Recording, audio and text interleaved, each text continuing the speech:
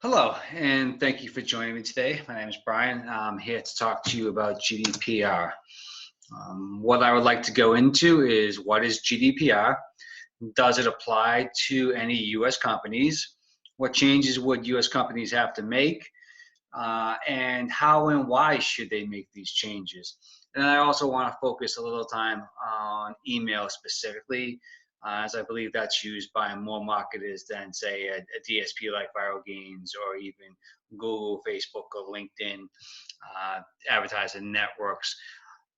A lot of people use those, but email marketing is a common denominator and it's used more heavily, I believe.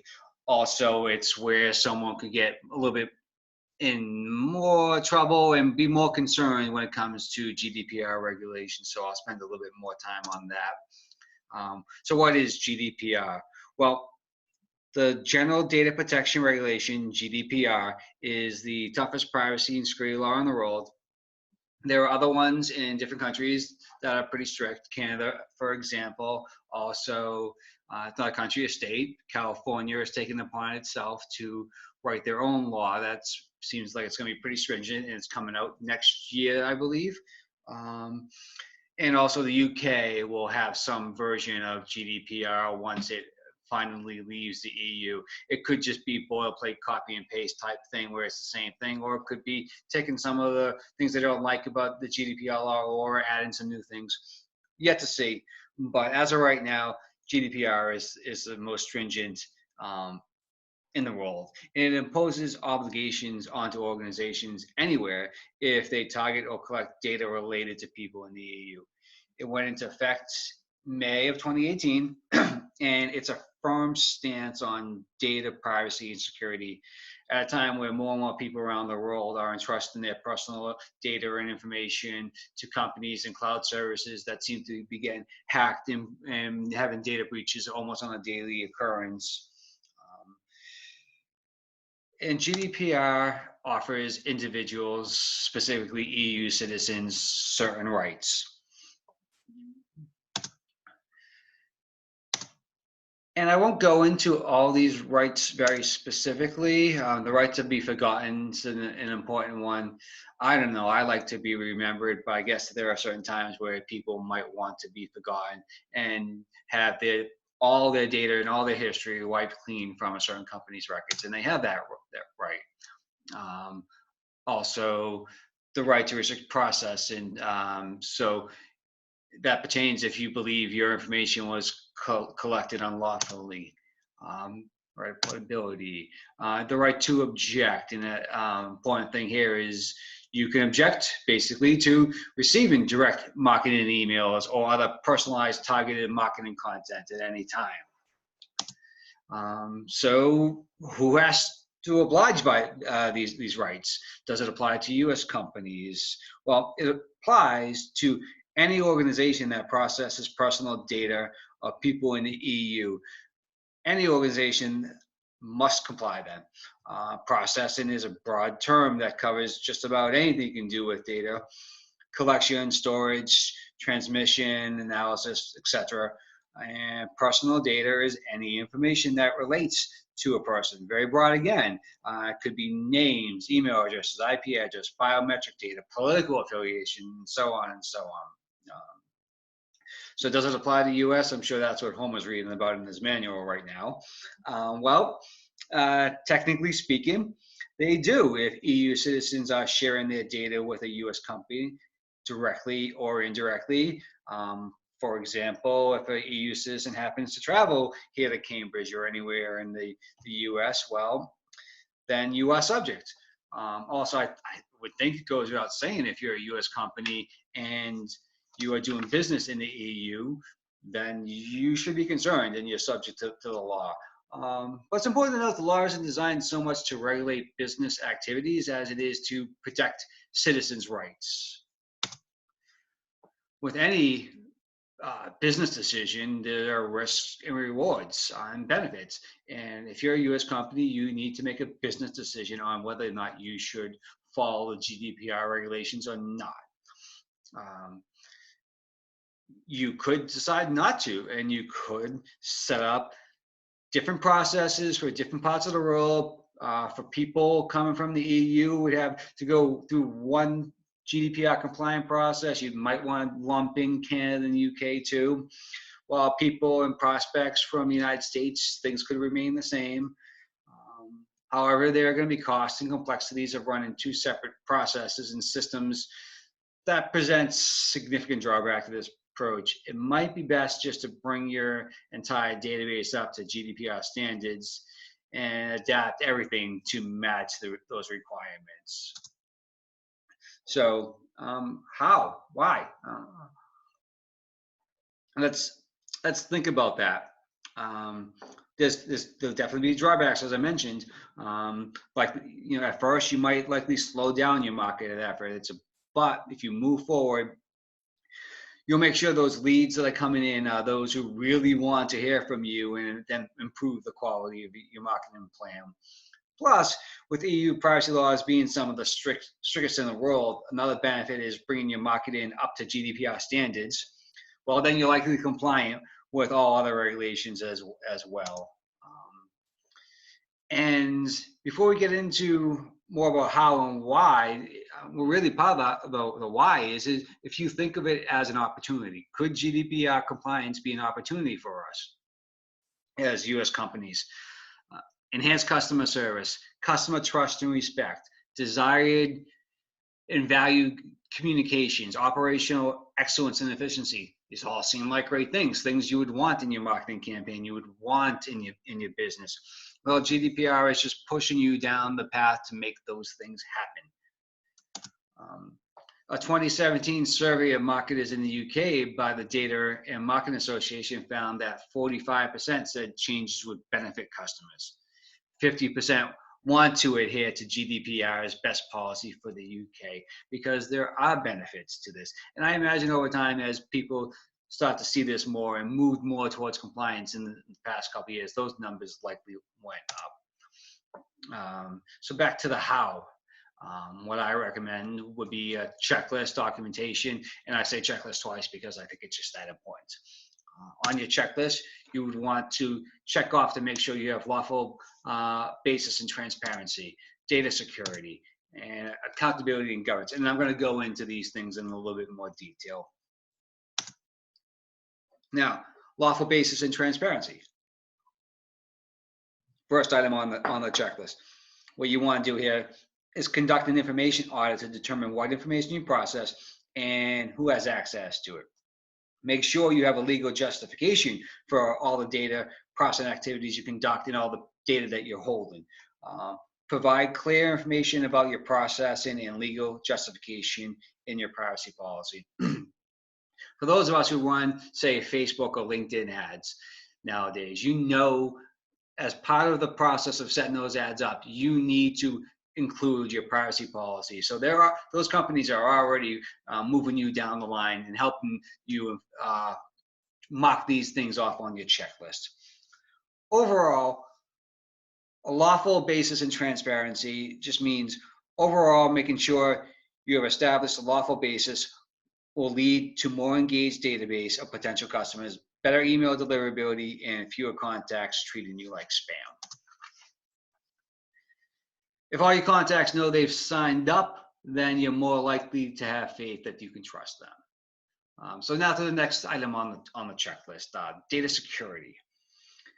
Take data protection into account at all times, from the moment you begin developing a product to each time you process data.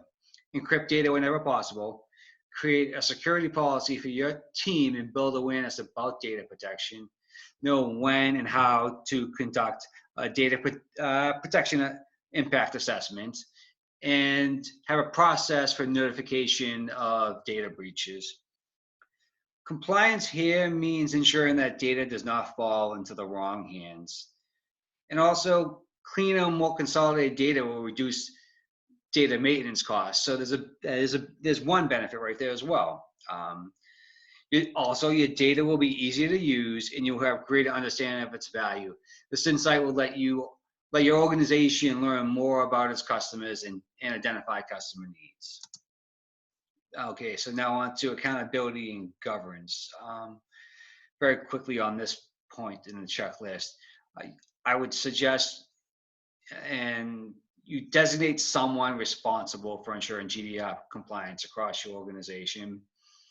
Sign agreements between your organization and any third parties that process data on your behalf, and I'll come back to that one in a little bit because that's really important. Also, define a culture where all employees will always consider data privacy and protection needs. So these third-party vendors, one example would be, say, a web hosting server or platform such as GoDaddy, SiteGround, or WordPress. WordPress dominates a lot of the internet. There's actually a stat that 1/3 of all websites are WordPress websites. So they're also helping you become mark these items off on your checklist. If you have a WordPress site, built into it now is a privacy policy page. It comes with set language already there for you. Now you still should make adjustments to make it fit your needs and be a little bit more tailored for your organization, but they're really helping you out. You just need to make sure there's someone on your end that can do the work on your side. Also, another example of a third party would be email marketing services. And they're probably the names you can see here. So let's look a little bit more at them.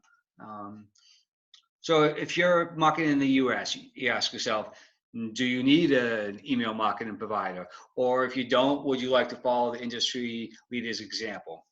Well, most of these companies don't want to put themselves at risk and will have safeguards to force you into GD compliant actions.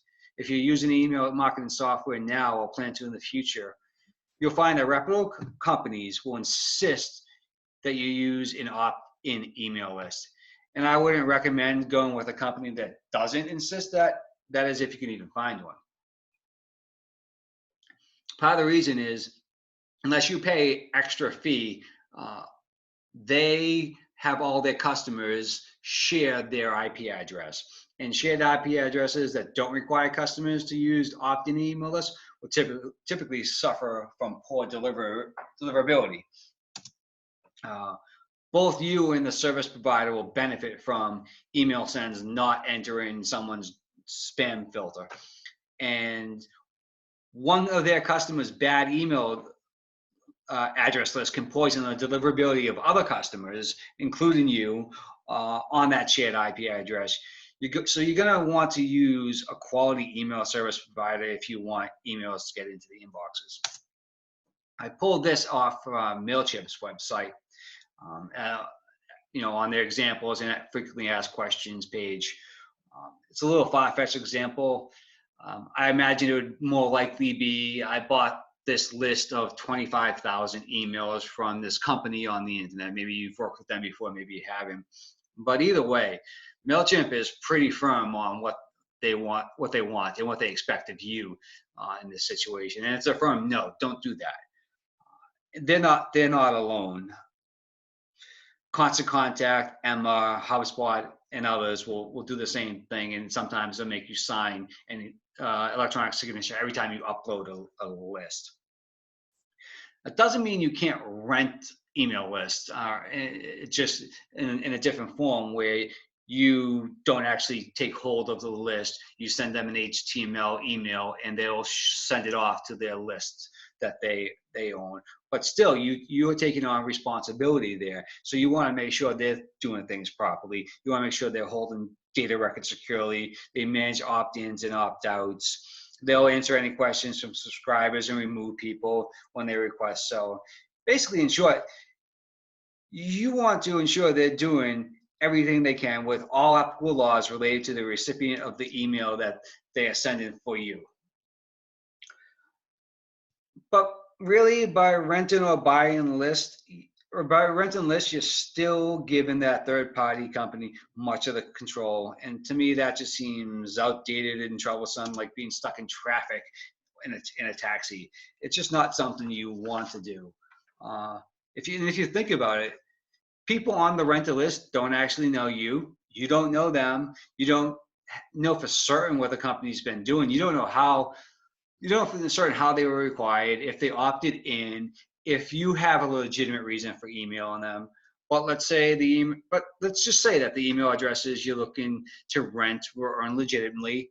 That's still not good business.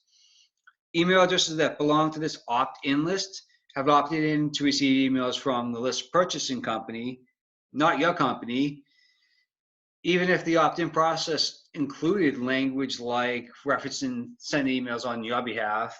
The fact is the recipient doesn't have a prior connection with you. This makes it very possible they mark you as spam when they receive your email. You can just come across as annoying. I bet that's not the kind of company that you would want someone to make a purchase from, or you would yourself would want to make a purchase from.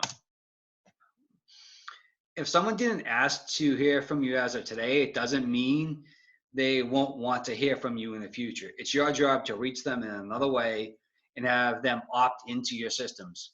If you force an email on someone too early, even if you know they are a perfect customer, you risk preemptively losing their trust in their future business. Emailing those who requested information or asked to be contacted keeps the control of compliance of all laws in your hands and gives you a database of higher quality leads. The consumer-centric marketing that GDP enforces is simply better business practice. It will provide greater return on your marketing spend. Doing it now will put you ahead of other businesses who lack the vision to move forward with marketing in a new technology-driven world. Waiting will only leave you behind and put you in danger of needing to move too quick to make up these efforts once the California Consumer Privacy Act comes in 2020 and possibly other future states' laws in the US that I believe will ultimately come. Massachusetts would probably be one of them. Also, do you want to be the test case of a company that is brought to court due to any violations? Do you want to be the example for the world to see? I don't think you do. GDPR is good. The thumbs up. It's good for US customers. It's good for marketing. It's good for US business.